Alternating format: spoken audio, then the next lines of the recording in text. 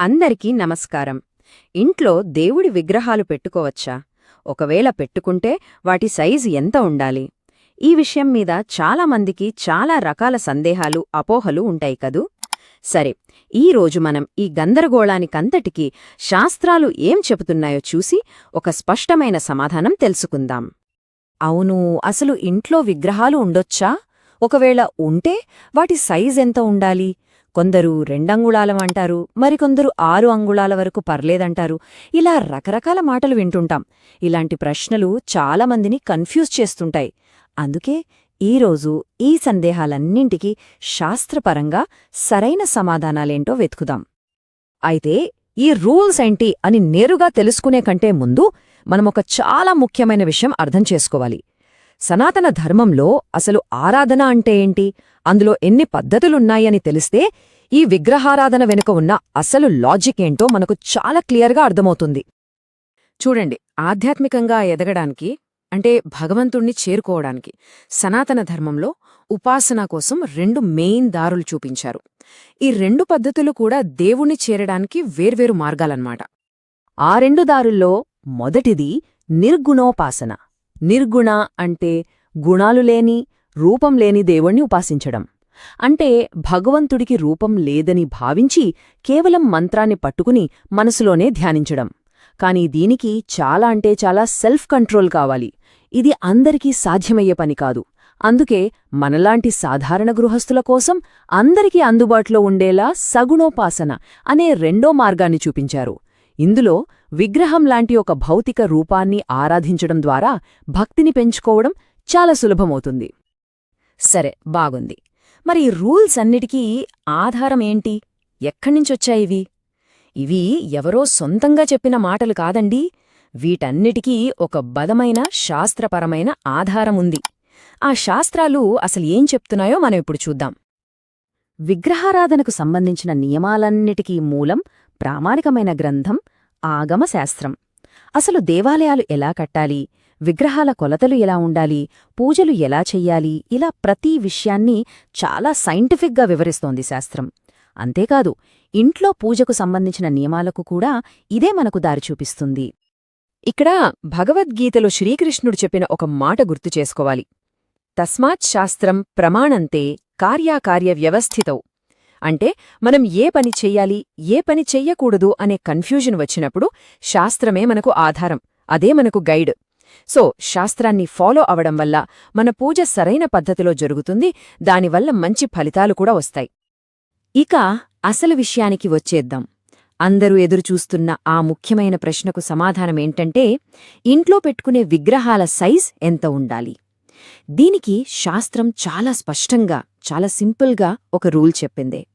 ముఖ్యంగా మనలాంటి గృహస్థులు అంటే ఇండ్లల్లో పూజ చేసుకునేవాళ్ల కోసం శాస్త్రాలు చాలా సులభంగా పాటించగలిగే ఒక సూచన ఇచ్చాయి. ఆ నియమమేంటంటే, ఇంట్లో మనం పూజించే విగ్రహం, పూజ చేసే వ్యక్తి యొక్క బొటనవేలు అంటే అంగుష్టం, దాని ఎత్తును మించకూడదు. అవును, విగ్రహం బొటనవేలు కంటే పొట్టిగా ఉండాలి. ఇది గృహస్థులు ఖచ్చితంగా పాటించాల్సిన చాలా ముఖ్యమైన నియమం. సరే, అసలు ఈ బొటనవేలు సైజు రూల్ ఎందుకు పెట్టారు? దాని వెనక కారణమేంటి? ఎందుకంటే బొటనవేలు కంటే పెద్దగా ఉండే విగ్రహాలకు ప్రాణప్రతిష్ఠ చేయాల్సుంటుంది.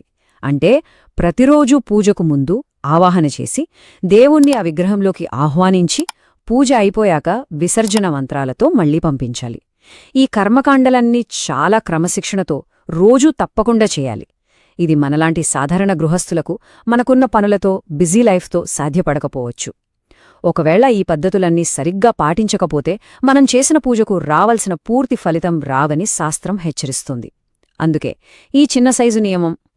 ఇక సైజుతో పాటు ఇంకో ముఖ్యమైన విషయం కూడా ఉంది. అదే మెటీరియల్. ఈ రోజుల్లో చూస్తున్నాం కదా, plaster of Paris, gun metal లాంటి వాటితో చేసిన విగ్రహాలు మార్కెట్లో చాలా దొరుకుతున్నాయి. శాస్త్రం ప్రకారం ఇవన్నీ కేవలం డెకరేషన్ ఐటమ్స్ మాత్రమే. వీటిని పూజలో పెట్టడం, ఆరాధించడం అస్సలు కరెక్ట్ కాదు. అలాగే ఇంకో విషయం, మనం శాస్త్ర పురాణాలలో చెప్పిన దేవతామూర్తులను మాత్రమే పూజించాలి, అంతేకాని లౌకికమైన వ్యక్తుల రూపాలను పూజించడం సరైన పద్ధతి కాదు. ఓకే, ఇప్పటిదాకా మనం సైజులు, నియమాల గురించి మాట్లాడుకున్నాం. ఇవన్నీ ముఖ్యమే, కానీ వీటన్నిటికంటే కూడా చాలా ముఖ్యమైనది ఇంకొకటుంది. అదే అసలు ఆరాధన యొక్క నిజమైన సారం, దాని అసలు ఉద్దేశ్యం. భగవంతుడిని ఆరాధించడానికి శాస్త్రాలు చెప్పే 3 మూల స్తంభాల్లాంటివున్నాయి. అవే శ్రద్ధ, భక్తి మరియు విశ్వాసం. అంటే మనం ఎంత కాస్ట్లీ పూజా సామాగ్రి వాడుతున్నాం, ఎంత పెద్ద నైవేద్యం పెడుతున్నాం అన్నది కాదు ముఖ్యం. ఎంత చిత్తశుద్ధితో, ఎంత భక్తితో, ఎంత నమ్మకంతో ఆరాధిస్తున్నాం అనేదే దేవుడికి కావాల్సింది. ఇదే విషయాన్ని భగవద్గీతలో సాక్షాత్తూ శ్రీకృష్ణుడే చాలా అద్భుతంగా చెప్పారు. పత్రం పుష్పం ఫలం తోయం యోమే భక్త్యా ప్రయచ్చతి తదహం భక్త్యుపాకృతం అశ్నామి ప్రయతాత్మనః. దాని అర్థమేంటంటే, ఎవరైనా సరే నాకు నిజమైన భక్తితో ఒక ఆకు, ఒక పువ్వు, ఒక పండు లేదా కనీసం కొంచెం నీళ్లు సమర్పించినా చాలు, ఆ స్వచ్ఛమైన భక్తితో ఇచ్చినదాన్ని నేను ఎంతో ఇష్టంగా స్వీకరిస్తాను అని. చూసారా, దీన్ని బట్టి మనకేమర్థమవుతుంది? భగవంతుడు మన ఆస్తిని, అలంకారాన్ని చూడడు, మన భక్తిని మాత్రమే చూస్తాడు. సరే, ఇప్పటిదాకా మనం చాలా విషయాలు చర్చించుకున్నాం కదా. మరి ఫైనల్గా ఇంట్లో పూజ చేసుకునేటప్పుడు మనం గుర్తుంచుకోవలసిన కీ పాయింట్స్ ఏంటి, టేకవేజ్ ఏంటి? ఒక్కసారి క్లుప్తంగా చెప్పుకుంటే, చెయ్యాల్సినవి: విగ్రహాలు మన బొటనవేలు కంటే చిన్నవిగా ఉండేలా చూసుకోవాలి. పూజని శ్రద్ధ, భక్తితో చెయ్యాలి. ఇక విగ్రహాలకు శాస్త్రం చెప్పినట్టు లోహం, చెక్క లేదా రాతితో చేసినవే వాడాలి. ఇక చెయ్యకూడనివి: పెద్ద విగ్రహాలను సరైన కర్మకాండలు తెలియకుండా పూజించకూడదు. Plaster of Paris, gun metal లాంటి వాటితో చేసిన విగ్రహాలను పూజకు అస్సలు ఉపయోగించకూడదు. అలాగే శాస్త్రాల్లో చెప్పని లౌకికమైన వ్యక్తుల విగ్రహాలను ఆరాధించకూడదు. సో ఫైనల్గా మనం గుర్తుంచుకోవాల్సిందేంటంటే, ఆరాధన అనేది మనకి దేవుడికి మధ్య ఉండే ఒక పర్సనల్ కనెక్షన్.